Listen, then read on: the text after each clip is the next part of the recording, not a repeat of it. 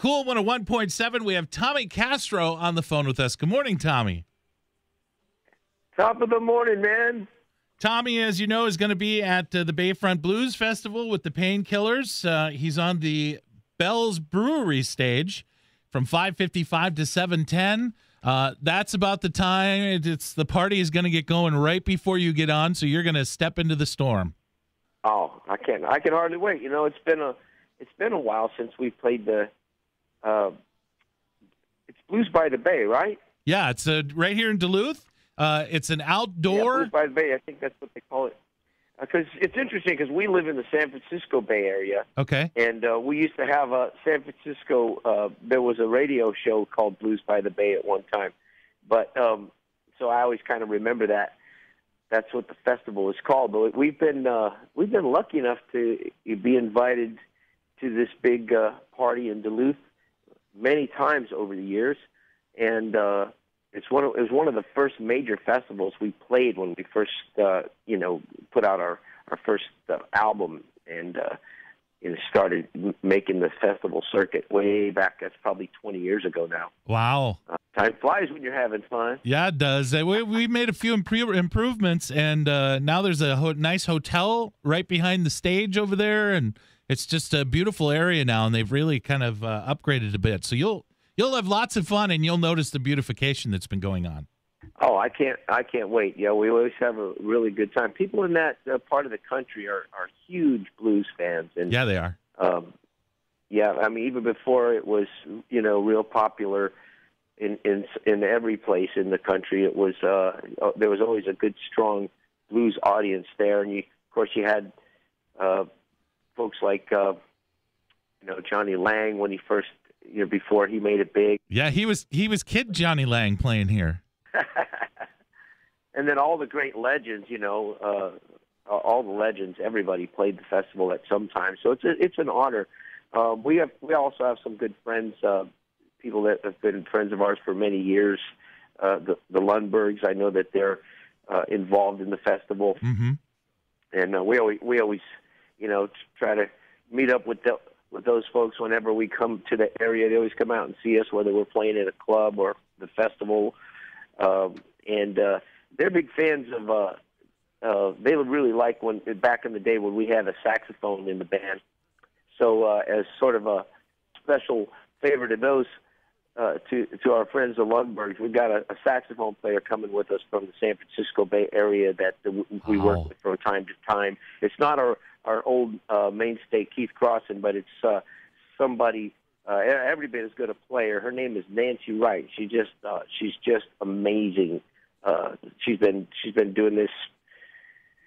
She's been a professional sax player for about 40 years, and she's one of the people that gets the calls. Here in the Bay Area. She's just, right now she's in Europe playing with a big soul review based here in the Bay Area, but they're in Italy right now, and she's just an amazing talent, and we're happy to be bringing her along with us. So we'll be doing songs from our latest, record, okay. And then a handful of stuff from the past, and it should be a pretty rockin' set I have planned for you guys. Awesome. Method to My Madness, that's your latest record, right? Yeah, Method to My Madness, that's the latest one. TommyCastro.com is where you can find out information. Now, I want to ask you this. I ask it of all the blues players because I used to live in Nashville. There's a lot of guitar players down there, and they believe in the real crossroads. They won't go near that area because they believe that you sit on the corner, you play guitar, and the devil comes and you sell your soul to him. Do you believe in that? Oh, hell yes. Okay. There's no other explanation. There's no other explanation. It had to be it had to happen because Robert Johnson, he went away. He wasn't that great. He came back and he was the best guitar player, the best blues guitar player that ever lived. Mm-hmm. And so there's, I don't have a better explanation for it. Who is your idol growing up? But you want to keep blues legends like that alive, Who was your idol growing up when you were coming along? Who was somebody that you said, "Wow, I want to be like them"? A couple of people actually. When I was real young, I started playing I started playing guitar. I was about 10. I really got into the blues when I was about 12, 13. Okay. And I remember finding my first B.B. King record, and that really changed my life. But just before that, I was probably listening more to like Michael Bloomfield and Elvin Bishop. Okay. A lot, and some of the British guys like Clapton, the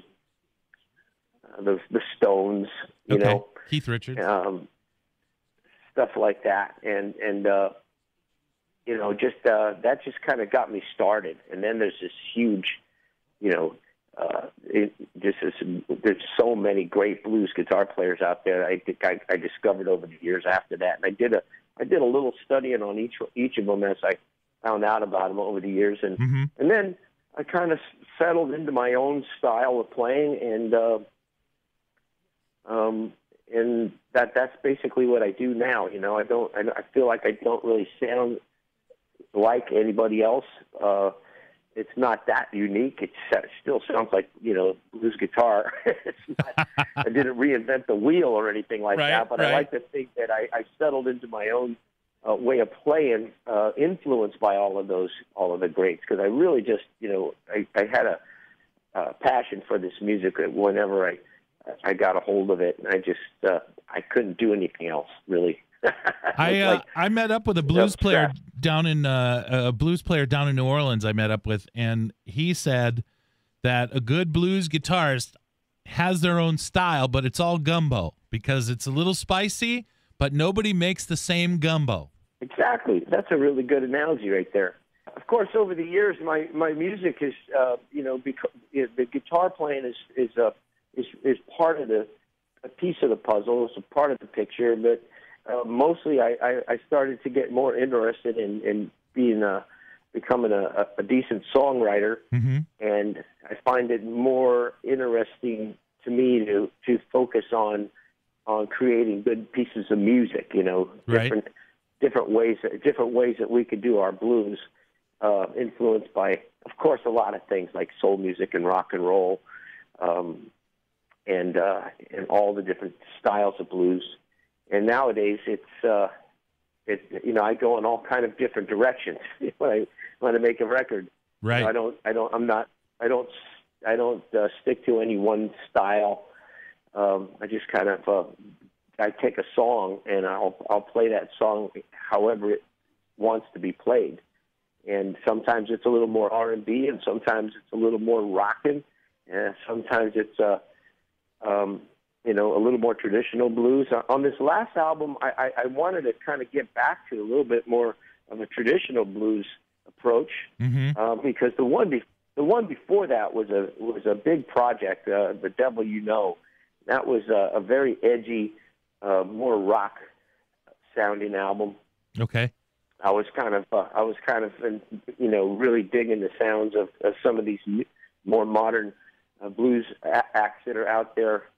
It really caught my ear, guys like, you know, Gary Clark Jr. and the Black Keys, and I was thinking, wow, these guys are playing blues, and it's mainstream, and that's cool. That, you know, that hasn't happened since Stevie Ray Vaughan was on the scene, you know.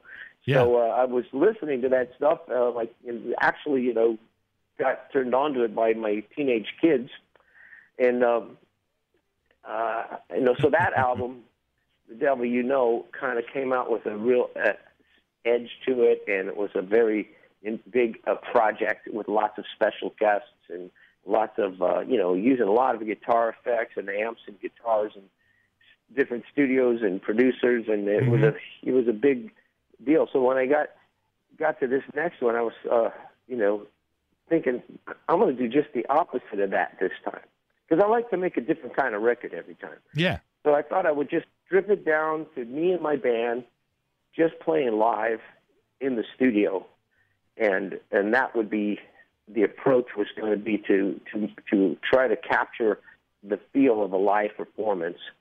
And so when I am like playing guitar solos and the band's playing along with me like we would do live, you know, you capture all of that. It's not that feeling of live performance isn't you know, lost in trying to make a perfectly produced record. Right. So it's a little rough around the edges, and it has a feel of a band playing live together. And this is a good group of guys I'm working with right now. We do play well together.